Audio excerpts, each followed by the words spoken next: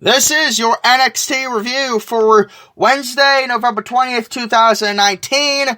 I'm, of course, your host, as always, Tyler the Trademark. And I'll say this. Sunday on episode 18 of the Trademark Show, I made mention, when I was reviewing NXT, made mention that last week's NXT was missing something. It was missing an ingredient or two. I think we found that tonight. I think they found that ingredient tonight. This was a solid episode of NXT. Now, I haven't watched AEW yet in full, so I'll reserve judgment for that. But for my scene with AEW, this, tonight, I wasn't really impressed by, but, like I said, I will reserve judgment. Haven't seen it all yet. I haven't seen it in full yet. I'll have to watch it on the app, because for some reason TNT does not show repeats of AEW anymore after the live editions of NXT. Or, not NXT, AEW, I meant, sorry. But NXT, back to NXT. This was a pretty solid episode, in my honest opinion. I think they built up both War Games and Survivor Series pretty well. Now, granted, I'm not really too crazy about this whole entire build, because I feel like most of it is pretty phoned in and lazy, but that's neither here nor there. I thought the main roster guys did pretty good for themselves tonight. I thought the NXT guys did pretty good for themselves tonight as well. But I'll say this, the best match of the night for me, bar none. Bar none. The Revival versus the Undisputed Era. I thought that match was outstanding. I thought that was the best match of the entire night. Now, like I said, my opinion could change on that. If I'm blown away by something from AEW, but 9 times out of 10, I'm going to still stick to what I said earlier. To what I said just now. I think Revival and the Undisputed, I think those two teams absolutely killed it tonight. They did. That was a match of the year candidate right there. It really was. So, with that out of the way, let's go right into it, shall we? NXT, live from Full Sail University, of course. Now, I will go over War Games as well, as we go through this card, or not just through this card. After I'm done reviewing the show, I'll run down my predictions for War Games. A little quick note on that too, by the way. I will probably send out my Survivor Series predictions either tomorrow or Friday. Whatever day I feel like recording those, shouldn't really be long anyway, but whatever day I feel like recording those, I think, I'm kind of leaning towards Friday. I'm not too sure yet. I will let you know via Twitter or anywhere. And also, if you're subscribed to the Trademark Show YouTube channel, or if you're subscribed to the platforms that the show is on, you will get notified. So, whenever I do it, you will get notified, and I really hope you enjoy my Survivor Series predictions, because I'm pretty sure I got a lot to say, pretty sure I got a lot of thoughts on these matches, but without further ado, NXT opened the show with Becky Lynch, the Raw Women's Champion. She, of course, was one of the first main roster members to accept the invite from Triple H from Monday. She discussed her triple threat match against NXT Women's Champion Shayna Baszler and Bayley, the SmackDown Women's Champion, this Sunday night of Survivor Series. Becky says she was coming to NXT regardless of the open invite by Triple H, and talks about how Sasha Banks is holding Bayley back, which I thought that was a good line there from Becky. Becky Lynch was over as fuck with the Full Sail crowd. They ate everything up, in my honest opinion. Shayna could bring Duke and Shafir with her, and that she won't attack her from behind. Before we get something that was really interesting here, Rhea Ripley interrupts Becky Lynch. Rhea steps up to Becky and says if she's the man, then she should see if she has a set of balls before they're separated by the referee, and a match is made by General Manager William Regal. Becky Lynch versus Rhea Ripley is what we got. This was a fine match for what it was. Rhea Ripley looked good. Rhea Ripley looked good with Becky Lynch, and vice versa. Rhea Ripley, in my honest opinion, could be a star. She has the look. She has the athleticism to be something in the company. Whether or not that comes to fruition, who knows? We will see. But like I said, that's not here nor there. Like I said, this is a fun match for what it was. Didn't really take long though before Marina Shafir and Jessamine Duke and also Shayna Baszler, the horsewoman of MMA, and it take long for them to get involved in the match as we had no contest due to double interference. And but we saw a pretty good alliance towards the end between Rhea and Becky as they both took out both Baszler and Duke and Shafir together. So I thought that was pretty neat. I thought that was a neat little spot there. And a neat little alliance sorts between Rhea and Becky. Whether that plays into anything, who knows? But overall, fine for segment for what it was. I enjoyed it. I thought it was good. It builds up Becky and Shayna towards the triple threat match at Survivor Series. So Kona Reeves comes back from the dead, but wasn't a fine return for Mr. Kona Reeves because he got taken out by Ricochet. Ricochet makes his return to NXT. Of course, Kona Reeves was supposed to face Matt Riddle, but Matt Riddle comes out to set up the match between him and Ricochet, which I thought that was pretty fine. I don't know if anybody caught this or not, but during Ricochet and Matt Riddle, during the beginning stages of that match, anybody notice Kona Reeves trying to leave underneath the ring? Anybody notice that? I thought that was kind of funny. I really did. Ricochet versus Matt Riddle, this was also a pretty good match for what it was, too. But I'll say this. You had interference in the first match, okay? Had interference in the first match. Was it really necessary to have interference from Nakamura and Cesaro in this match? Was that really necessary? Because I really didn't think that was necessary for what it was.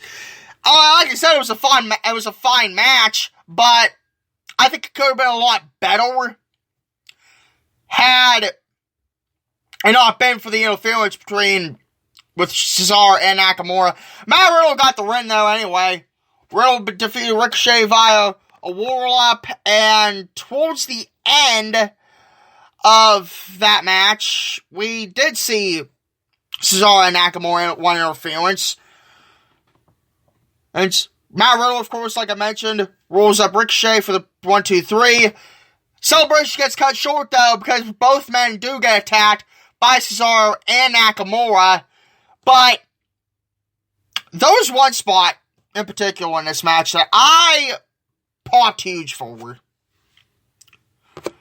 Cesaro was on the other side of the barricade with the NXT fans. And just the visual of this was amazing. Before you know it, we see Ricochet climb up the turnbuckle and dive literally onto Cesaro into the crowd on the other side of the barricade. I thought that was a cool-ass visual. I thought that was a phenomenal moment in the NXT annals. So, like I said, this was a fine match for what it was. That moment in particular made it even better for me. But like I said, I think it could have been so much better without the interference of Cesaro and Nakamura. I understand why they did it, but I just really didn't care for it all that much. Especially since we see it at the first match. If we see it at the first match, I would expect to see it, or in the third match, the fourth match. I would rather see it do that than, say, have almost every match be via no contest, or have somebody get involved and a roll of victory ensues. Now, I'll say this. One match that didn't have interference, and like I said, this could be the match of the year candidate. This is a match of the year candidate. Revival versus Undisputed Era, Bobby Fish, Kyle O'Reilly. This was a fantastic fucking match. This was the best the Revival have looked in a long time. It really was. And I don't know if it might be because of the NXT stigma, it could be, but I enjoyed this match. I loved this match. I thought, like I said, best match of the night. This was, to me, what tag team wrestling should be on the main roster.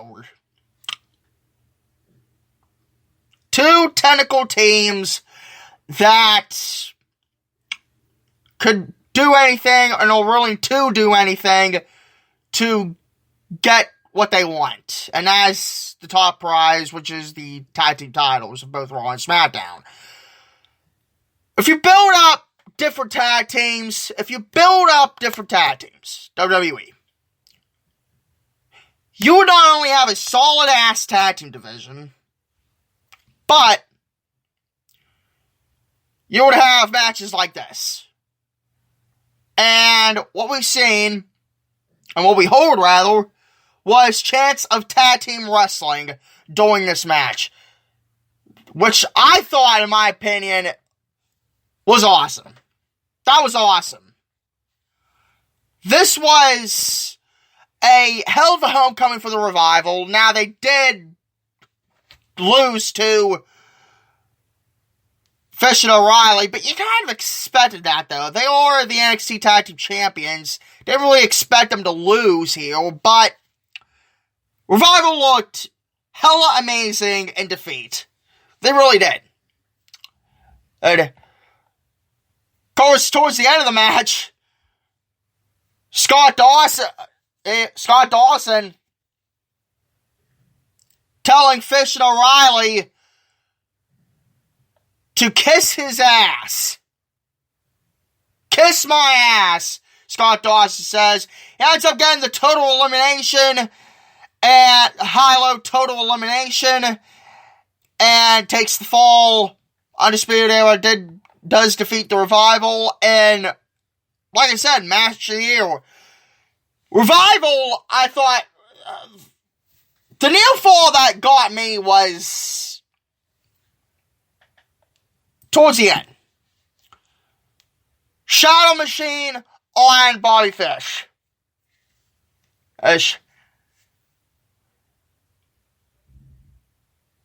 Or, yeah, I think it was Bobby Fish, actually. Hit the Shadow Machine, and he kicks out. No, wait, it might have been Kyle O'Reilly. O'Reilly kicks out. And that, to me, there were so many good spots in this match that it's hard to describe.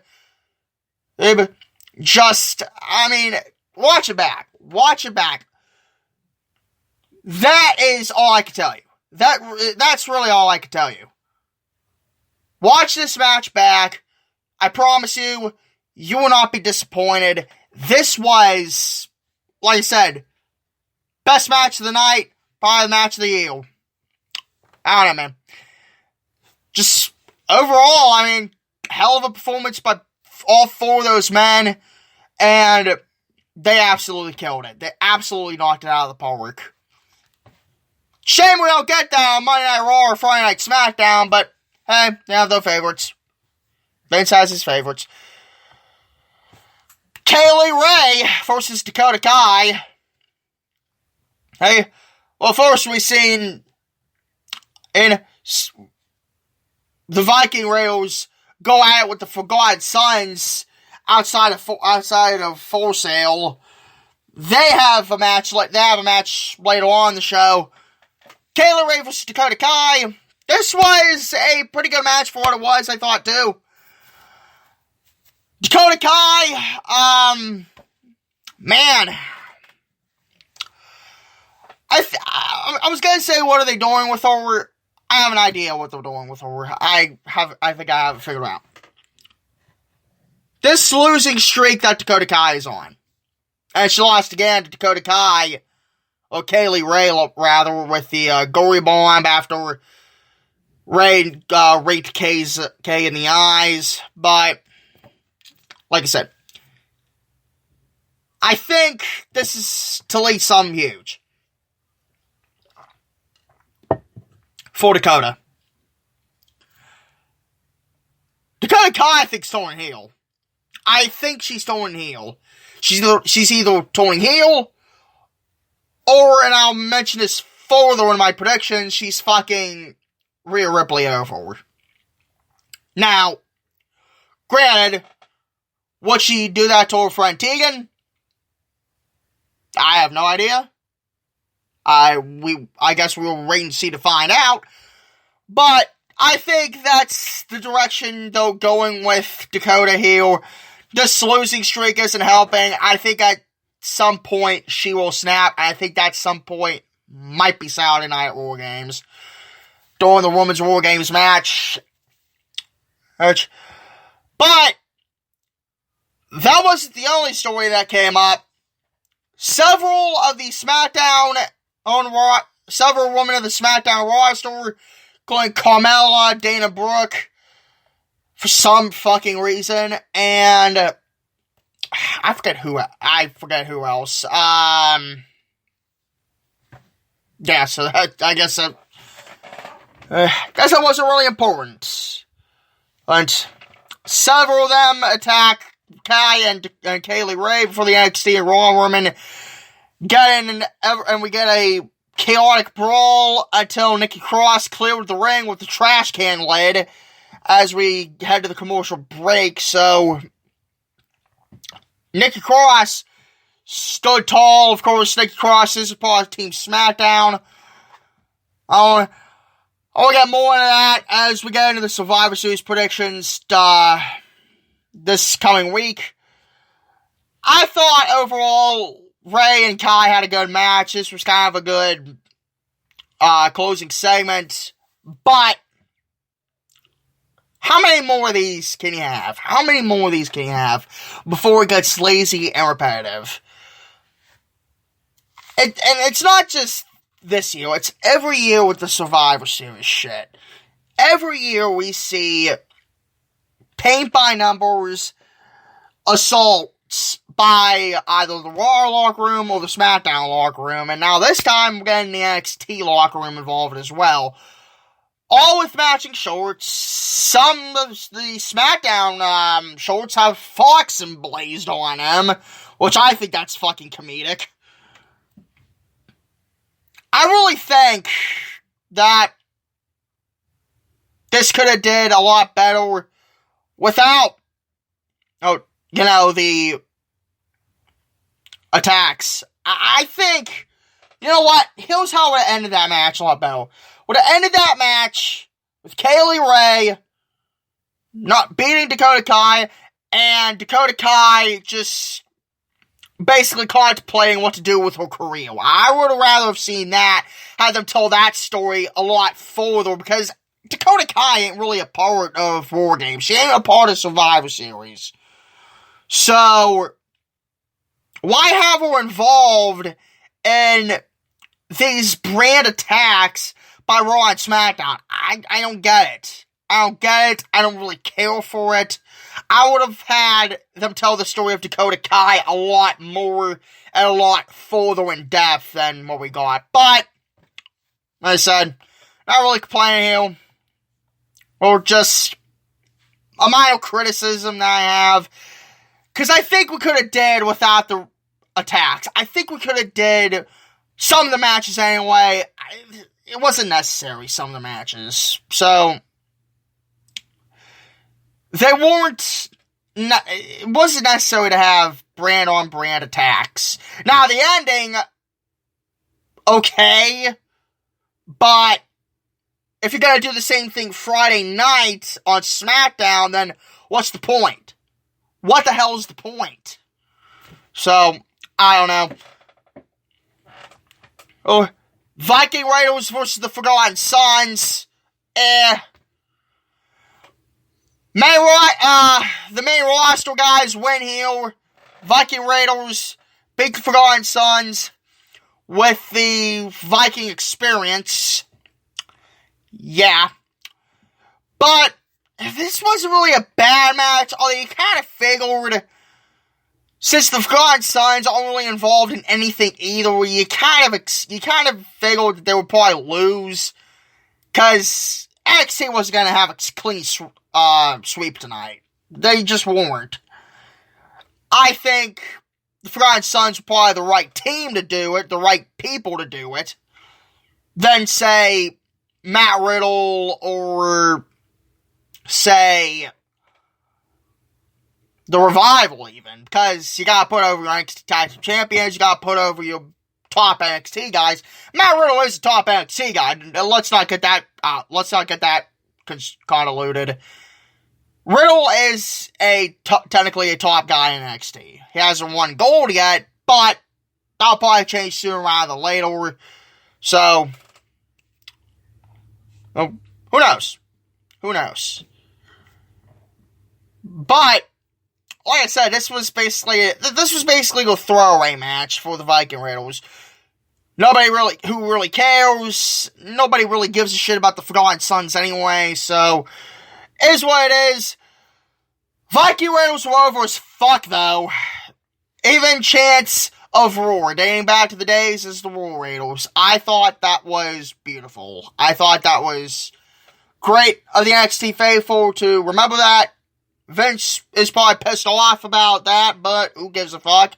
They shouldn't have been called, they should still be the Roar Raiders, truth be told, so. But they are tag team champions, so at least there's that. Main event, War Games Advantage ladder match. Adam Cole versus Dominic Dijakovic. This was a pretty good match for what it was, too. I kind of thought that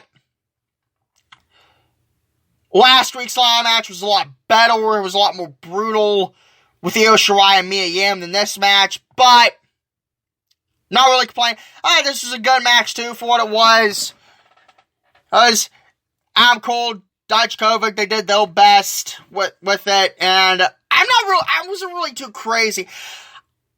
I kind of think that this was probably going to fall a little bit flatter this week, because of last week.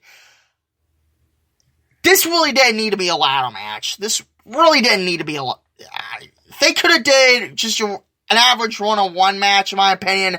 I think that probably would have did just fine. That probably would have did just as much as, say, the ladder match last week. You had a ladder match last week. You didn't really need to do it this week again with the men. But, it is what it is. Adam Cole beats Dominik Dijakovic in probably one of the best spots of the night. Oh, the Ricochet diving onto Cesaro halfway across the arena. Cole and Dijakovic, towards the end of the match, had both of them had the briefcase. Cole uses the briefcase as a weapon, knocks out Dijakovic. Dijakovic lands hard on the bridge ladder between the corner and the on the corner there. That looked brutal. That looked fucking brutal on TV. It looked fantastic. Don't get me wrong, but I'm not too sure that was fantastic for Dominik Dijakovic. So, yikes. It's advantage undisputed era though for War Games. So there you go. You kind of figured the heel was going to win. That should have been the case anyway. War Games advantage is a heel gimmick. So, right winner, in my honest opinion. This is where we run into problems. This is kind of where we run into problems. Raw, SmackDown, they come out, and they brawl. Along with the NXT guys. Now, I probably would have been fine with it, say, if this was Friday night, and they had the blow-off. We've seen this Monday Night on Raw. It's lazy, it's tacky, it's old. I could go a whole lifetime without seeing brand warfare brawls. I could go my lifetime without seeing those.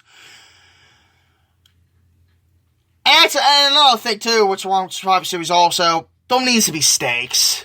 Championship matches, future championship matches, what have you, there needs to be some sort of stakes. Because brand warfare just isn't doing it anymore with people. And even then, even in 2016, it didn't really make sense for brand warfare. Now, the match, that match was pretty good, but I just don't really...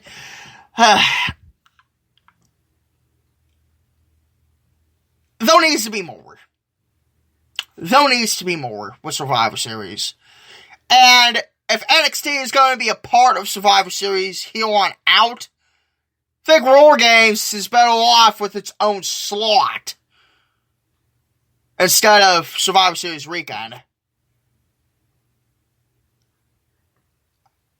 How long is it going to be before that gets old? NXT building up their show and the WWE main show as well. How long is that going to be before that gets tiresome?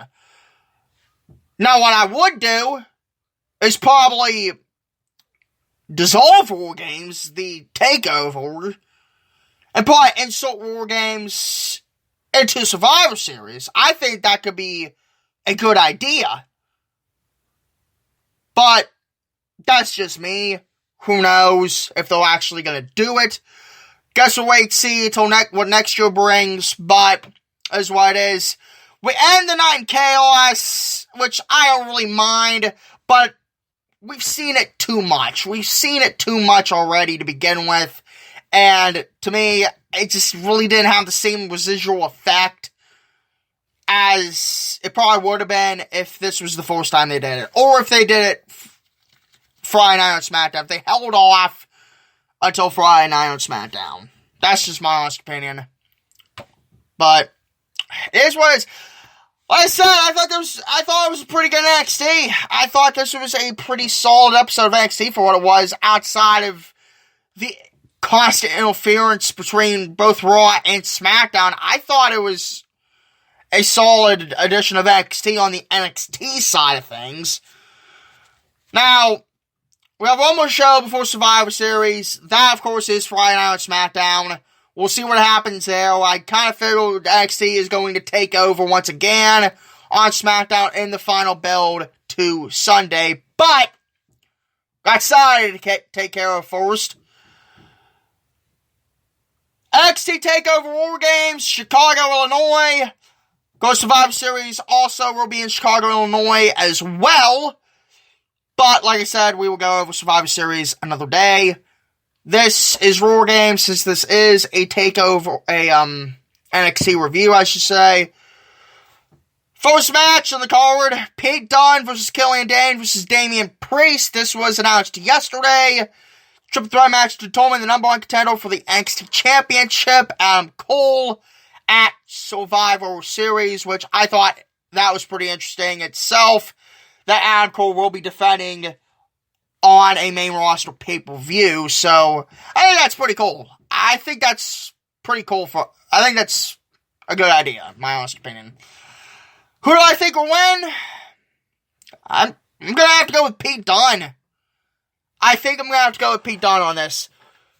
Pete Dunne could probably take the fall in that match with Adam Cole, and I don't think it would hold his stock all that much.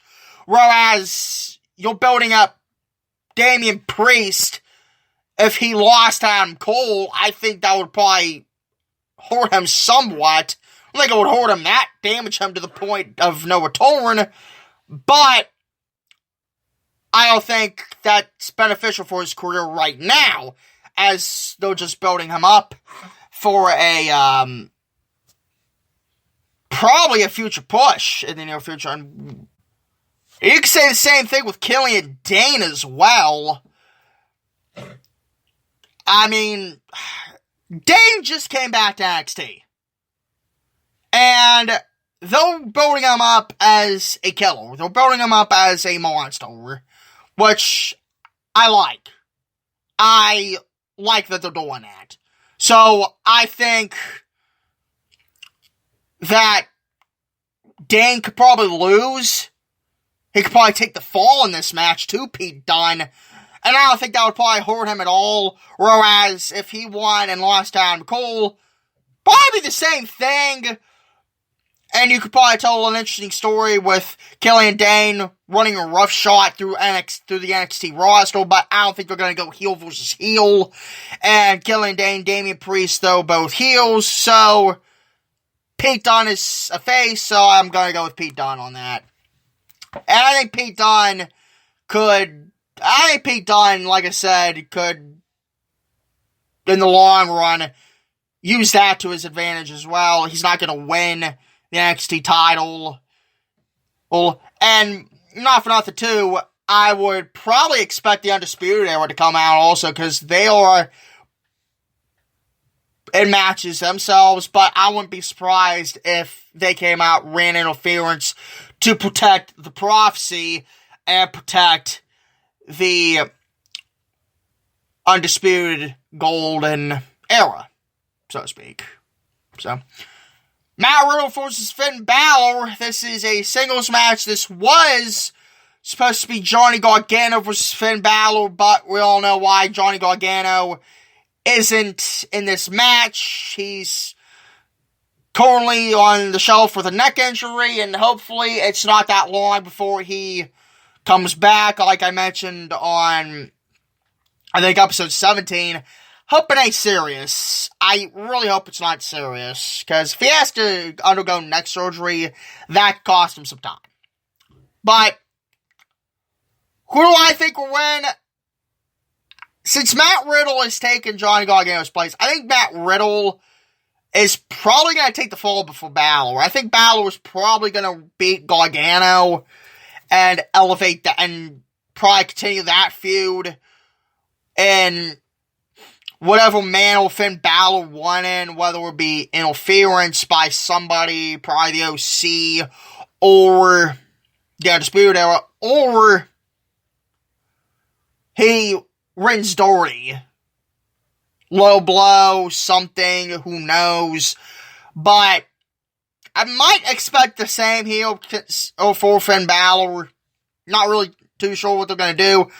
I like the fact that he's using the 1916 as a new finish, so to speak, instead of the coup de grace, because I consider the coup de grace to be a face move, and the 1916 a heel move. I like the touch there.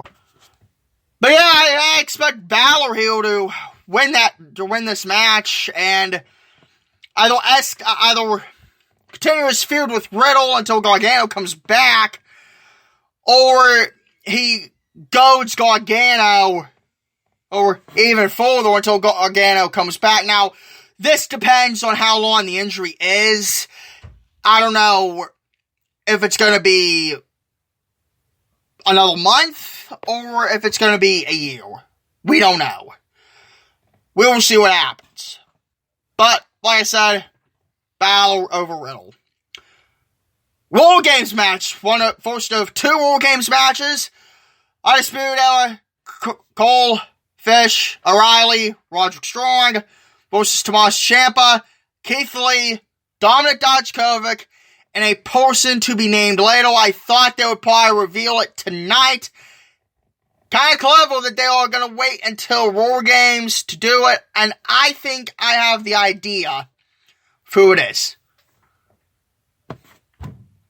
The first person that comes into mind that makes perfect sense, Velveteen Dream.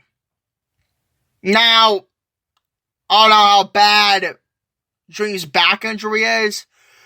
Nobody has been for sure on how long he's supposed to be out for, or if he's just taking time off to heal up. I think that's it. I think that might be it. He's taking time off to heal up. I think we see him here. I think he will be the 4th man for Team Ciampa. Gets his revenge on the Undisputed Era. Who do I think will win? Kind of a toss-up. I would think that Team Ciampa wins.